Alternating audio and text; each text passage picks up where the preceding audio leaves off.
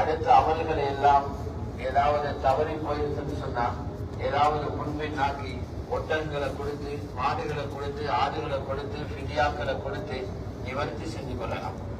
யாருக்காவது இந்த அரஃபாவுடைய இந்த நேரம் தவறி போயிருச்சா அவருடைய ஹஜ்ஜு முழுமையாக உம்ராவத்தான் மாறிடும். இந்த லுஹருக்கு முன்னால உள்ள ஜவாலுடைய நேரம் சரியா 12 மணிக்கு நாங்க அமல்கள் ஆரம்பிச்சோம். இதுதான் அரஃபாவுடைய நேரம். இந்த ஜவாலுடைய நேரத்தில் இருந்து நாளை சுபஹுடைய நேரம், ஃபஜ்ருடைய நேரம் வரைக்கும் அரஃபாவுடைய நேரம். இந்த நேரத்துக்குள்ளான ஹாஜிகள் இஹ்ராமோட ஒரு நிமிடமாவது இந்த அரஃபாவுடைய மைதானத்தில் தரிச்சா அப்பதான் அவருடைய ஹஜ்ஜி செல்லுபடியாகும். இதைத்தான் ஃபுகஹாக்கள் தெளிவாக சொல்லியிருக்கிறார். கண்ணியத்துக்குரிய அல்லாஹ்வுடைய நல்லடியார்களே, நாம ஹாஜிகள் ஒவ்வொருவர்களும் சிந்திக்க கடமைப்பட்டிருக்கிற விஷயம், அல்லாஹ் எங்களை ஏன் இந்த அரஃபாவுக்கு கொண்டு வந்தார்? அரஃபாவுக்கு எங்களை கொண்டு வர வேண்டிய தேவை என்ன? அல்லாஹ்வுடைய தூதரை அரஃபாவுக்கு அனுப்புற நேரம் அல்லாஹ் என்ன சொல்லி அனுப்பினான்னு சிந்திச்சா எல்லாரும் வேறுடைய யதார்த்தத்தை புரிஞ்சு கொள்றது கேளும். ஹஜ்ரத் ரசூலுல்லாஹி ஸல்லல்லாஹு அலைஹி வஸல்லம் ஒரு 8வது தினம் மினாவில தரிச்சிருந்ததுக்கு பின்னால 9வது நாள் அரஃபாவுடைய தினம், அந்த நாள் காலையிலையும் அரஃபால இருந்தான், மினாவில இருந்தான். காலை சூரியன் உதிக்கிறது, ஜபலு சபீர் என்ற அந்த மினாவுடைய மலையில சூரிய வெளிச்சம் படுற நேரம் நபி அலைஹிஸ்ஸலாத்து வஸ்ஸலாம் மினாவில இருந்து இந்த அரஃபாவை நோக்கி பயணம் செஞ்சாங்க. அதற்கு முன்னால சஹாபாக்கள் இங்கு அனுப்பப்பட்டு அங்கு இருக்கிற மஸ்ஜித் நமீரா என்று சொல்லுகிற பள்ளிக்கு முன்னால் அரஃபாவுடைய மைதானின் எல்லையோரத்திலே ரசூலுல்லாவுக்காக கூடாரம் ஒன்று அடிக்கப்பட்டுச்சு. அல்லாஹ்வுடைய தூதர் ஸல்லல்லாஹு அலைஹி வஸல்லம் நேரடியாக மைதானத்துக்குள்ள வராம அந்த கூடாரத்தில் அவர்கள் வந்து தங்கியிருந்தாங்க. சுஹருடைய நேரத்துக்கு முன்னால ஜவாலுடைய நேரம், அந்த நேரத்துக்கு முன்னால சஹாபாக்களுக்கு பெரிய ஒரு சந்தேகம் ஒன்று இருந்துச்சு. என்ன சந்தேகம் என்றா, நபி அலைஹிஸ்ஸலாம் அரஃபாவுக்கு வருவாங்களா வரமாட்டாங்க? ஏன் அப்படி அவங்க சிந்திக்கிறதுக்கு காரணம் என்றா, முந்தின காலங்கள்ல அரஃபாவுடைய நாள்ல முழு உலக மக்களும் அரஃபாவுக்கு வருவாங்க. ஆனால் நபி அலைஹிஸ்ஸலாத்துடைய கௌமான குறைஷிகள் இங்க வரமாட்டாங்க. அவங்க அரஃபாவுடைய நாள முஸ்தலிஃபாவில கழிப்பாங்க.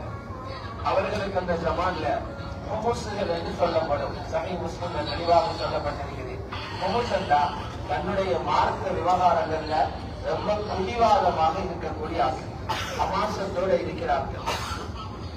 அவங்களிட கேட்கப்படும், எல்லாருமே அரஃபாவுக்கு போறாங்க, நீங்க வந்து மீன் அரஃபாவுக்கு போகாம நிக்கிறீங்கன்னா அவங்க சொல்லுவாங்க, நாங்க இந்த பூமியில உரிமையாளர்கள், நஹ்னு அஹ்லு ஹரமில்லாஹ், அல்லாஹ்வுடைய ஹரத்தின் உரிமையாளர்கள்.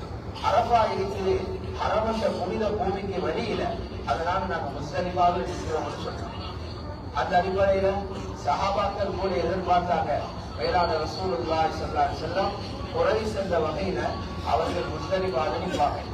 ஆனா அதுக்கு முன்னாலேயே அல்லாஹ்வுடைய வழிகாட்டல் வந்தது. அல்லாஹ்வுடைய வழிகாட்டல் என்ன? சும்மா அஃபீது மின் ஹைஸு அஃபாத அன்னாஸ், எல்லா மக்களும் எந்த அரஃபாவுக்கு போறாங்களோ நபியும் நீங்களும் சஹாபாக்களும் அந்த அரஃபாவுக்கு அந்த கட்டளையின் பிரகாரம் நபி அலைஹிஸ்ஸலாத்து வஸ்ஸலாம் அரஃபாவுக்கு வந்தாங்க. அரஃபாவுக்கு வந்து என்ன செய்யணும் என்கிறதையும் அல்லாஹ் அங்க சொல்லிக் கொடுத்தாங்க. அரஃபாவுக்கு வந்து நபியே உங்களோட மக்களை வச்சு என்ன செய்யணும்னா, பாவங்களுக்கு மன்னிப்பு கேளுங்க, வஸ்தக்ஃபிருல்லாஹ், பாவங்களுக்காக மன்னிப்பு கேளுங்க, இஸ்திக்ஃபார் செய்யுங்க. இஸ்திக்ஃபாருக்கு தான் நீங்க போகணும். ஏன்னா பாவங்கள் இருக்கிறே அல்லாஹ்வில் இருந்து எங்களை தூரமாக்குற பெரிய ஒரு சுவர் தான் பாவங்கள். அடியான அல்லாஹ்வில் இருந்து தூரமாக்கி அல்லாஹ்வுடைய பார்வையில் இருந்து வெளித்தாட்டி துஆக்கள் மறுக்கப்பட்டு கேவலமாக உலகத்துல வாழ்றதுக்கு காரணம் பாவங்கள். அல்லாஹ் சொல்றான், நீங்க அரஃபாவுக்கு வாங்க, பாவங்களுக்கு மன்னிப்பு கேட்கறதுக்கு வஸ்தக்ஃபிருல்லாஹ், நீங்க அல்லாஹ்விடத்துல இஸ்திக்ஃபார் செய்யுங்க. அதனால சொல்லப்பட்டிருக்கிறது, மினாவில நேற்றைய தினம் நிக்கிறவங்க பழைய பாவங்களை நினைச்சு பார்க்கணுமா, அரஃபாவில வந்து அதுக்கு பாவத்துக்கு மன்னிப்பு கேட்கறது. துனியா இருக்கிறது பாவங்கள் எல்லாம் மறந்து போற இடம். இங்க மேலான சிந்திச்சு பார்த்தா பாவமே செய்யாத புண்ணியவான்கள் மாதிரிதான் ஒருத்தரும் இருப்பாங்க. நாங்க இந்த பாவம் செஞ்சோம் யோசிப்போம். ஆனால் எங்கட பட்டோடைய கிளறி பார்த்தா 15 வயசுல இருந்து எங்கட புக்ல பாவங்கள் எல்லாம் எழுதப்பட்டு வருகிறது. எத்தனை 1000 பாவங்கள் இருக்குது என்கிறத அவருக்குள்ள போனதுக்கு பிறகு வரும். அப்ப வைத்து விளங்கி வேற. ஆகவே அல்லாஹ் சொல்றார், உங்களை இதை கொண்டு வந்திருக்கிறதுக்கு தெரியுமா, அரபாவுல வைத்து பாவங்களுக்கு மன்னிப்பு அஸ்தக்ஃபிருல்லாஹ் இன்னல்லாஹ கஃபூருர் ரஹீம். அல்லாஹ்வை நீங்க கடினமானவன் நினைக்க வேண்டாம். அல்லாஹ் அதிகமாக மன்னிக்கிறவன். அல்லாஹ் மிச்சம் இறக்க உள்ளவன். உங்களோட உம்மாவை விட இறக்க உள்ளவன், உங்களோட வாப்பாவை விட இறக்க உள்ளவன், 70 உம்மமார்களை விட இறக்க உள்ளவன். தைரியமாக நீங்க செஞ்ச பாவங்களுக்காக பாவங்களை சொல்லி ரப்பேன்னு மன்னிச்சிருக்க நீங்க கேளுங்க. இஸ்திக்பாருக்காக அல்லாஹ் இதை அனுப்புறான். ஆனா தொடர்ந்தும் அடுத்த ஆயத்துக்கு பிறகு சொல்றார், இங்க துஆ கேட்கிறவங்க கூட ரெண்டு கூட்டமாக இருக்கிறாங்களாம். ஒரு கூட்டம் இருக்கிறாங்க, அவங்களோட துஆவே இருக்குது, துனியா வந்தா கேட்கிறாங்க. அவங்க பணம் கேட்க வந்திருக்கிறாங்க, அவங்க வீடு கேட்க வந்திருக்கிறாங்க, அவங்க தொழில் கேட்க வந்திருக்கிறாங்க. وَمِنْهُمْ مَنْ يَقُولُ رَبَّنَا آتِنَا فِي الدُّنْيَا யா அல்லாஹ் உலகத்திலதா கபரை பத்தி மண்டையிலே இல்ல, ஆகிற பத்தி யோசனையே இல்ல, நரகத்திலிருந்து தப்போதும் எண்ணமே இல்ல, துனியாவை கேட்கிறான். அல்லாஹ் சொல்ற கேளுங்க தாரன், ஆகிராவில் ஒண்ணுமே கிடைக்காது. وَمَا لَهُ فِي الْآخِرَةِ مِنْ خَلَاقٍ அங்க எந்த பங்குமே கிடைக்காதவங்களுக்கு. ஆனா இன்னொரு கூட்டம் இருக்கிறாங்க, நல்ல மனிதர்களுடைய கூட்டம், சிந்தனையோட அரபால நிக்கிறவங்க, சிந்தனையோட வினாவில் நிக்கிறவங்க, சிந்தனையோட ஹஜ்ஜில நிக்கிறவங்க. அவங்களோட துஆ எப்படி இருக்கு வேண்டா, وَمِنْهُمْ مَنْ يَقُولُ رَبَّنَا آتِنَا فِي الدُّنْيا حَسَنَةً யா அல்லாஹ் உலகத்துல அழகானது தாங்க. எது அல்லாஹ்விலிருந்து தூரமாக்காதோ அது அழகானது. எந்த பணம் தொழுகையை தட்டாதோ, எந்த பணம் சும்மாவை மிஸ் பண்ண வைக்காதோ, எந்த பணம் ஒவ்வொரு தக்பீரில் இருந்து எங்களை தூரமாக்காதோ, எந்த பணம் நோம்பில் இருந்து எங்களை தூரமாக்காதோ, எந்த பணம் வட்டியில கொண்டு வைத்து சேர்க்காதோ, எந்த பணம் பொய்யில கொண்டு வைத்து விடாதோ, அழகான பணம், அழகானதை தான் கேட்பாங்க. ஒபில் ஆகிரத்தி ஹசனா மறுமையிலையும் ஆகிரத்திலையும் அழகானது தான். அது மட்டுமல்ல, வகினா அதாபன் நார் நரகத்தினுடைய அதாபிலிருந்து எங்களை பாதுகாத்து. அல்லாஹ் துஆ கேட்கிற முறையை படிச்சுட்டாங்க. இப்படி ஒரு கூட்டம் கேட்கிறாங்க, அது போல நீங்க ஆகிறாதீங்க, இப்படி கேட்கிறவங்களாக ஆகுங்க. அப்படி யாரு கேட்கிறாங்களோ, ரப்பனா ஆத்தினா ஃபித் துன்யா ஹஸனா வஃபில் ஆகிரத்தி ஹஸனா வகினா அதாபன் நார் யாரு கேட்கிறாங்களோ, சம்பாதிச்சதுல அமல் செஞ்சு சம்பாதிச்சதுல பெரியோரு பங்கை தேடிக்கொண்டவங்க அவங்கதான். உலாயிக லஹும் நஸீபும் மிம்மா கஸபு என்ற அல்வர்களை பத்தி அல்லாஹ் பாராட்டி இருக்கிறார். அதனாலதான் ரசூலுல்லாஹி ஸல்லல்லாஹு அலைஹி வஸல்லம் கடைசி ஹஜ்ஜில ரசூலுல்லாஹ்வோட ஒட்டகத்தினுடைய வாயிலிருந்து வடியக்கூடிய தண்ணிகள் கூட மேலால விழ ரசூலுல்லாஹ்வோட இருந்த சஹாபிதான் ஜாபிர் இப்னு அப்துல்லாஹ் ரலியல்லாஹு அன்ஹு. அவங்க சொல்றாங்க, அல்லாஹ்வுடைய ரசூல் என்ன துஆ செய்றாங்கன்னு ஹஜ்ஜில ஒவ்வொரு கட்டத்திலையும் நான் கேட்டுக்கொண்டிருந்தேன். கான அக்ஸரு துஆஇஹி அவங்களோட துஆக்கள்ல அதிகமான துஆ இருந்துச்சு, ரப்பனா ஆத்தினா ஃபித் துன்யா ஹஸனா வஃபில் ஆகிரத்தி ஹஸனா வகினா அதாபன் நார். அல்லாஹ் இந்த துஆவை படிச்சு கொடுத்தாரோ அந்த துஆவை தான் மேலான நபி ஸல்லல்லாஹு அலைஹி வஸல்லம் செஞ்சிருக்கிறார். ஆகவே அரபாவுக்கு வந்திருக்கிறோம். முதலாவது எங்களோட ரப்போட நெருங்குறது. நாங்கள் ரப்பிலிருந்து தூரமாக இருக்கிறோம் பாவங்களின் காரணமாக. ரப்ப நெருங்கிறதுக்கு வந்திருக்கிறோம் நாங்கள். ஆகவேதான் நபி அலைஹிஸ்ஸலாத்து வஸலாம் தஹஜ்ஜுடைய தக்பீரை கட்டி வஜ்ஹ தோதுற நேரமே சொல்லுவாங்க, அல்லாஹும்ம பாஇத் பைனி வ பைன ஹதாயாய கமா பாஅத்த பைன அல்-மஷ்ரிக் வல் மக்ரிப். எனக்கும் பாவங்களுக்கும் இடையில தூரத்தை உண்டாக்கி. எவ்வளவு பெரிய தூரம் எனக்கு வருவதா, கிழக்குக்கும் மேற்குக்கும் இடையில எவ்வளவு தூரமோ அவ்வளவு தூரம் பாவங்களை கண்ணுக்கே காட்டாம தூரமாக்கி. அவ்வளவு கொல்லாதது பாவம். அதுக்கு இஸ்திக்பார் செய்ய வந்தது அல்லாஹ் இருக்கு. எனவே நபி அலைஹிஸ்ஸலாத்து வஸலாம் ஜவாலுடைய நேரமான உடனே சஹாபாக்களோட போர்டர்ல இருக்கிற இடத்துக்கு வந்து பள்ளிவாசல் இருக்குது, அந்த பள்ளியில 2 குத்பாவை செய்து அவர்கள் தொழுகையும் நடத்தினார். அந்த இடத்தில் உள்ள மஸ்ஜிதுக்கு மஸ்ஜித் இப்ராஹிம் அலைஹிஸ்ஸலாம் சொல்லுவாங்க, மஸ்ஜித் நபியான்னு சொல்லுவாங்க. அங்க தொழுகை நடந்துச்சு. தொழுகை முடிச்சதுக்கு பின்னால அங்க அந்த நேரத்துல குத்பாவுடைய பிரசங்கமும் செய்யப்பட்டுச்சு. பெரிசா குதுபாவில பேசல, பயான்ல பேசல. உலமாக்கள் அதை இஹ்சா பண்றாங்க, கணிப்பீடு செய்யறாங்க. 12 நிமிஷத்துடைய குதுபா. ஆனா ஒரு மனிதன் வாழ்க்கைக்கு என்ன வெள்ளம் தேவையோ அத்தனையும் நபி ஸல்லல்லாஹு அலைஹி வஸல்லம் உள்வாங்கி இருந்தான். 12 நிமிஷத்துடைய குதுபா செஞ்சான். அந்த குதுபா ரொம்ப உலகத்துல ரொம்ப ஆச்சரியமான குதுபாவாக இருந்துச்சு. அந்த குதுபாவோடு ரசூலுல்லாஹ்வும் இஹ்ராமோட இருந்தாங்க. கீழே கேட்டுக்கொண்டிருந்த 1.25 லட்சம் சஹாபாக்கள் அவர்களும் இஹ்ராமோட இருந்தாங்க. அந்த மஜ்லிஸ் சுப்ஹானல்லாஹ் ரொம்ப ஆச்சரியமான மஜ்லிஸாக இருந்துச்சு. 90 வயசு தாண்டிய ஹஜ்ரத் அபூபக்கர் ரலியல்லாஹு அன்ஹு வாப்பா அபூ குஹாஃபா ரலியல்லாஹு அன்ஹு அவரும் அந்த சபையில இருந்தார். 7 வயதாக கூட ஆகாத ஸாயிப் இப்னு யஸீத் ரலியல்லாஹு அன்ஹு அவரும் அங்கே இருந்தார். நபி அலைஹிஸ்ஸலாத்துடைய குதுபா இப்ப நாம ஒரு 500 பேருக்கு எத்தனை ஸ்பீக்கர் போட்டிருக்கோம். நபி அலைஹிஸ்ஸலாத்துடைய குதுபாவை மக்களுக்கு எடுத்து கொடுக்கணும் ஒரு சத்தத்தை. அந்த வேலையை யாரு செஞ்சாங்க? ஹதீஸ்ல இருக்குது. உமையத் இப்னு கலஃபுடைய மகன் ரபிஅத் இப்னு உமையத் இப்னு கலஃப் அவர்தான் அந்த சத்தத்தை கொடுத்தார். அல்லாஹ் சில சஹாபாக்களுக்கு சக்தியை கொடுத்திருந்தார். ஹஜ்ரத் அப்பாஸ் ரலியல்லாஹு அன்ஹு அவர்களை பத்தி முல்லா அலி காரி ரஹ்மத்துல்லாஹி அலைஹி எழுதுறாங்க, சத்தம் போட்டா 2 மைலுக்கு கேட்குமா. உக்பத் பின் ஆமிர் ரலியல்லாஹு அன்ஹு சத்தம் போட்டா பல மைல்களுக்கு கேட்கும். அது போல ஒரு ஆள் தான் ரபிஅத் இப்னு உமையத் இப்னு கலஃப், அவர்தான் ஸ்பீக்கராக இருந்தாரு. நபி ஸல்லல்லாஹு அலைஹி வஸல்லம் குதுபாவை எல்லாருக்குமே அறிவித்தார். அல்லாஹ்வுடைய ரசூல் ஸல்லல்லாஹு அலைஹி வஸல்லம் குதுபால எடுப்புக்கு என்ன தெரியுமா பேசினாங்க? எங்கட பெருமதியை பேசினாங்க. ஒரு முஸ்லிம் எவ்வளவு பெருமதி, எங்கட பெருமதியை தான் பேசியிருக்கிறான். அவன் அந்த குதுபால சொல்றாங்க, முஸ்லிமுடைய உயிர் எவ்வளவு பெருமதி, முஸ்லிமுடைய ரத்தம் எவ்வளவு பெருமதி, முஸ்லிமுடைய மானம் எவ்வளவு பெருமதி, முஸ்லிமுடைய சொத்துகள் எவ்வளவு பெருமதி. யாருமே இன்னொரு முஸ்லிமுடைய ரத்தத்தை ஓட்ட அனுமதி இல்லை, இன்னொரு முஸ்லிமுடைய சொத்தை தொடுகிறதுக்கு அனுமதி இல்லை, இன்னொரு முஸ்லிம மானவங்கப்படுத்துறதுக்கு யாருக்கும் அதிகாரம். அது எவ்வளவு மரியாதை என்றா, நீங்க அரபால இருந்து கொண்டு கண்ணியமான ஒரு மக்காவுக்கு வந்திருக்கிறோம், கண்ணியமா நடந்து கொண்டு சொல்றீங்களே, அதை விட சிறப்பு முஸ்லிமுடைய மானவன்தான். அலா இன்ன திமாக்கும் வஅம்வாலக்கும் وأعراضكم حرام عليكم كحرمة يومكم هذا في يومكم هذا في شهركم هذا في بلدكم هذا. அறிஞ்சுக்கோங்க, முஸ்லிம்களாகிய உங்களுடைய ரத்தங்கள், எல்லா உயிர்கள், உங்களுடைய சொத்து செல்வங்கள், உங்களுடைய மான மரியாதைகள் கண்ணியமானவை என்று சொன்னார். எவ்வளவு கண்ணியம் என்றா, இந்த மக்காவை போல கண்ணியமானது, இந்த துல்ஹஜ் மாதத்தை போல கண்ணியமானது, இந்த அரஃபாவை போல கண்ணியமானது, இந்த அரஃபாவுடைய நாளை போல கண்ணியமானது. எவ்வளவு பெரிய விஷயம் தலையில வச்சு அனுப்பினார் சொல்லலாம். அல்லாஹ்வுடைய நல்லடியார்களே, 2வது குதுபாவுல இருந்துச்சு என்ன தெரியுமா? வாரவர்களுடைய தலையில இருக்கிற ஜாஹிலியத்தை அழிச்சு அனுப்பினான்.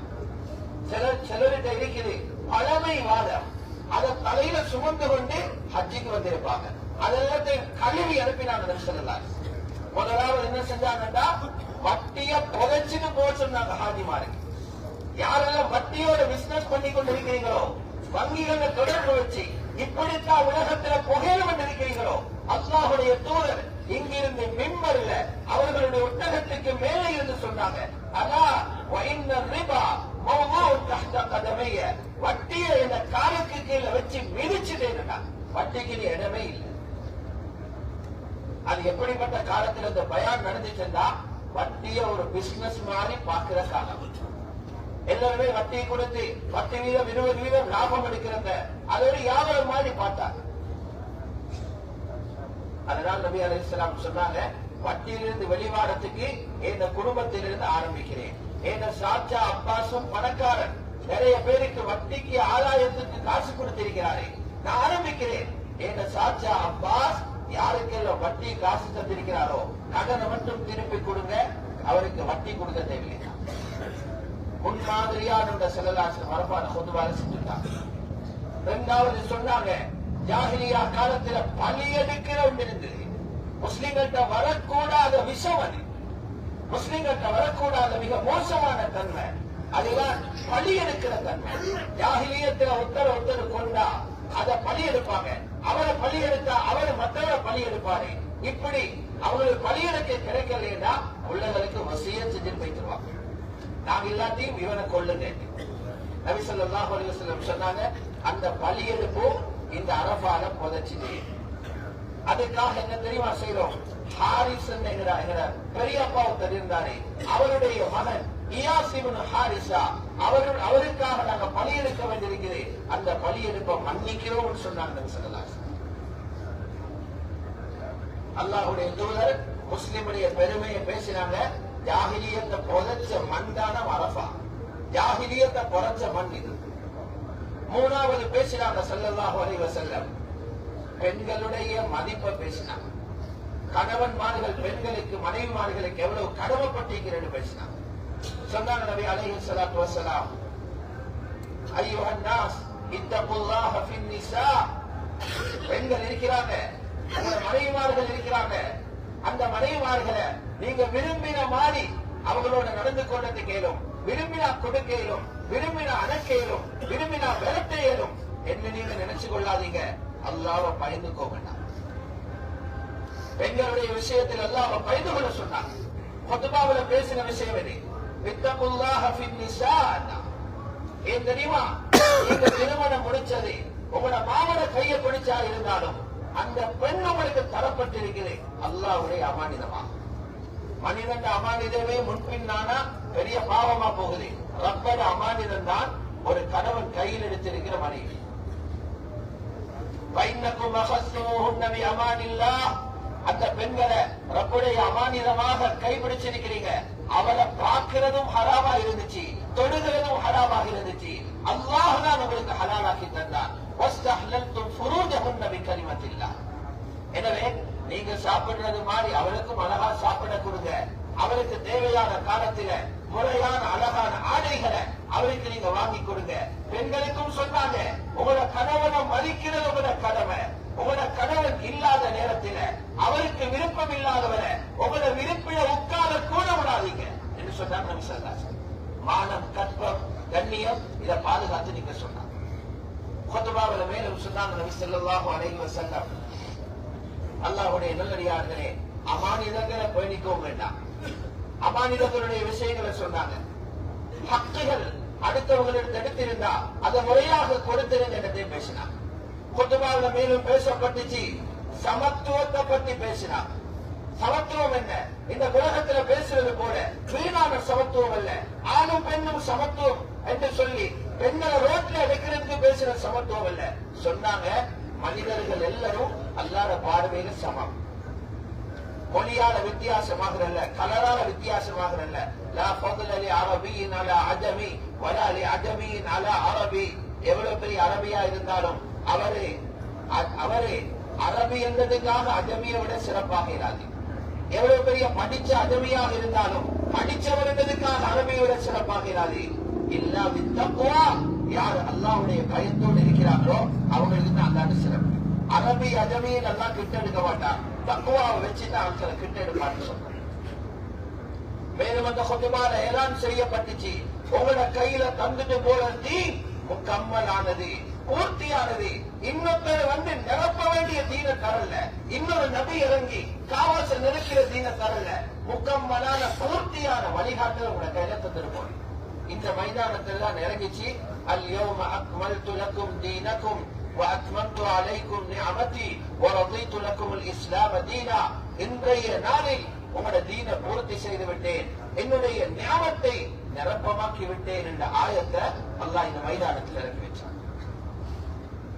இவ்வளவு விஷயங்கள் எல்லாத்தையும் பேசினதுக்கு பின்னால நபி அலைஹிஸ்ஸலாத்து வஸ்ஸலாம் அவங்க கடைசி பேச்சு இல்லையா, அது ஒரு வாப்பா புள்ளவளுக்கு புத்தி சொன்னது போல ரசூலுல்லாஹ் உம்மத்துக்கு கடைசி புத்திமதி போல பேசினதால் அதிலிருந்து 2.25 மாதத்தில் உலகத்தை விட்டு போயிட்டான். அந்த குத்பாவை கேட்டாங்க ஸல்லல்லாஹு அலைஹி வஸல்லம். என்ன கேட்டாங்க தெரியுமா? 23 வருஷங்கள் உங்களோட இந்த பயணம் தொடர்ந்து நடந்து கொண்டிருக்கிறது. 23 வருஷம் அல்லாஹ் சொன்னது எல்லாம் உங்களுக்கு சொல்லி இருக்கிறதா?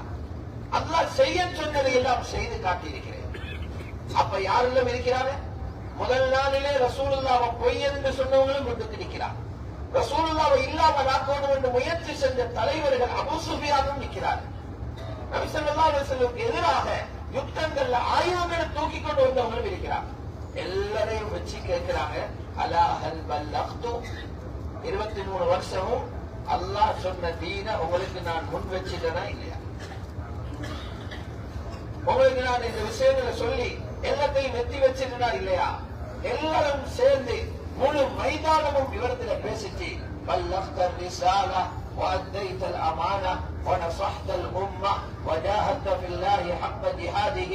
நீங்க அமானிதத்தை முறையாக ஒப்படைச்சீங்க. அத்தைத்தல் அமானா, அல்லாஹ்வுடைய செய்திகளை எங்களுக்கு எத்தி வச்சீங்க. பல்லக்தர் ரிசாலா, உம்மத்தை எங்கேயாவது போயிட்டு தொலைந்தினே எங்களை உடல்ல சுயநலவாதி போல எங்களோட காரியத்தை நாங்க பார்த்துட்டு இருப்போம் இருக்கல.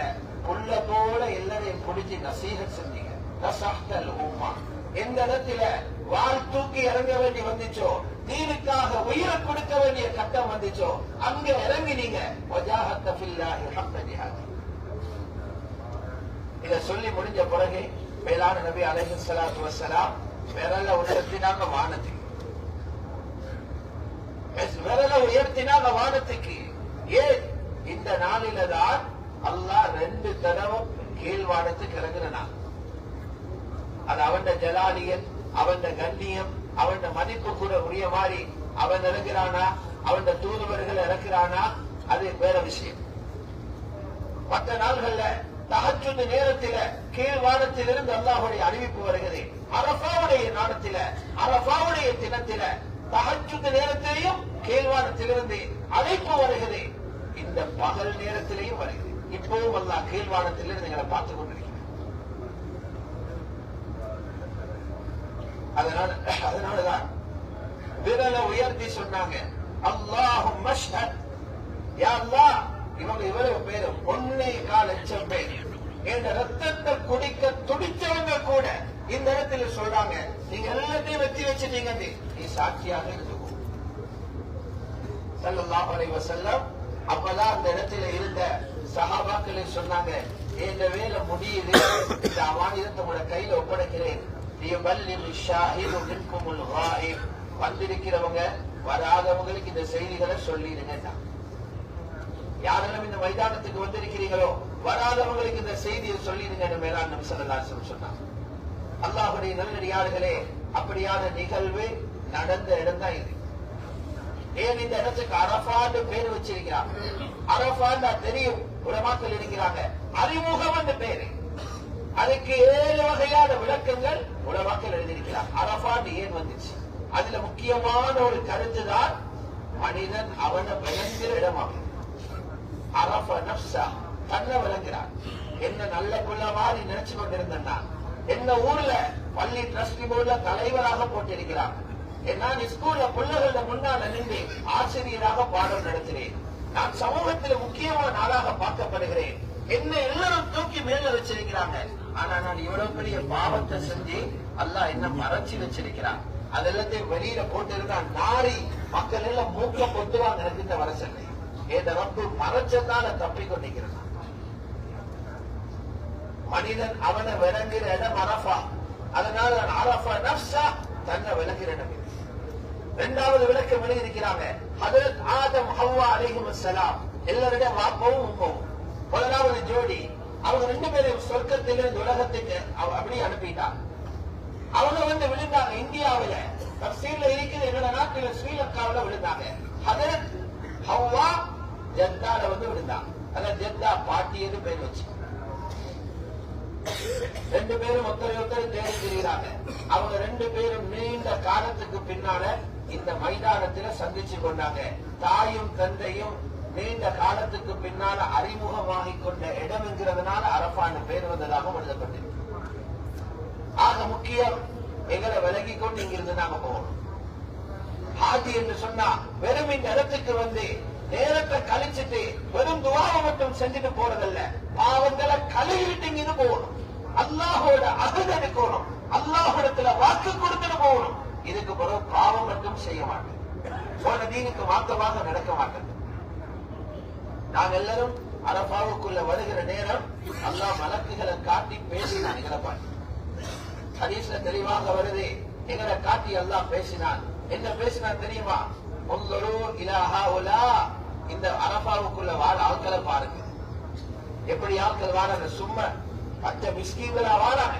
வாழவங்கள பெரும்பாலானாக்கள் பணத்தில உருளவங்க, கோடியோட உருளவங்க, லட்சத்தோட உருளவங்க, அரசர்கள், மன்னர்கள், ஜனாதிபதிகள், அமைச்சர்கள், ஒவ்வொரு நாட்டிலுள்ள முக்கிய பொறுப்புகள் உள்ளவங்க, மரியாதையானவங்க, வெள்ள புடவைய போத்தி கொண்டு வாராங்க.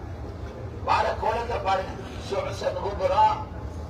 மேலெல்லாம் புழுதி பட்டு கொண்டை எல்லாமே வாரி எத்தனையோ நாள் மிஸ்கீன் போல பரதேசி போல வாராங்க. கணக்குகளை ஏன் வாராங்கன்னு தெரியுமா முடியும்? ஏன் அப்படி கேட்கிறான் தெரியுமா? எங்களை படைக்கவான்னு அல்லாஹ் மலக்குகள் என்று கேட்ட நேரம் அவங்க சொன்னாங்க, படைச்சிடாதே, பூமியே குழப்பி போட்டுருவாங்க, ரத்தம் போட்டிடுவார்கள், பூமி நல்லா இருக்கிற பூமியை கெடுத்திடுவார்கள். அல்லாஹ் அவங்களோட பேச்சுக்கு தான் எங்களோட சிறப்பை பேசி காட்டுறாங்க. ஏன் தெரியுமா இவங்க வாராங்க? அல்லாஹ் சொல்றார், யர்ஜூன ரஹ்மதி வயகாஃபூன அதாபி, எங்களோட ரப்பு எங்களை இரக்கத்தோட பாப்பான்னு எதிர்பார்ப்போடு வாராங்க. வாழ்க்கையில பல பிரச்சனைகளை பொட்டி மூக்கோட பட்டு மனசு நிறைய கவலைகளோட இந்த மைதானத்துக்கு வந்து நின்றா ரப்புடைய ரஹ்மத் எங்களை பார்க்கும் என்று எதிர்பார்ப்போட வராங்க. அதாபி, என்ற அதாபு கிடைச்சிடும் என்று இறங்கிடும் என்று பயத்தில வராங்க.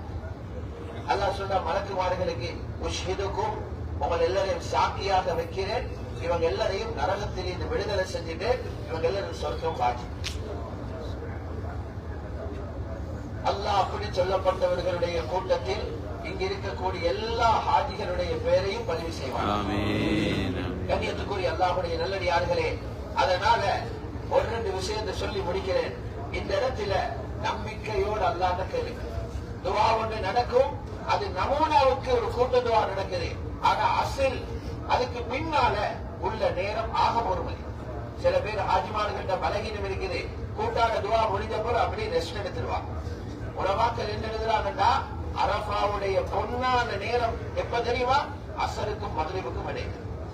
அஷியத்து அரஃபா, அசருக்கும் மக்ரிபுக்கும் இடைப்பட்ட நேரம்.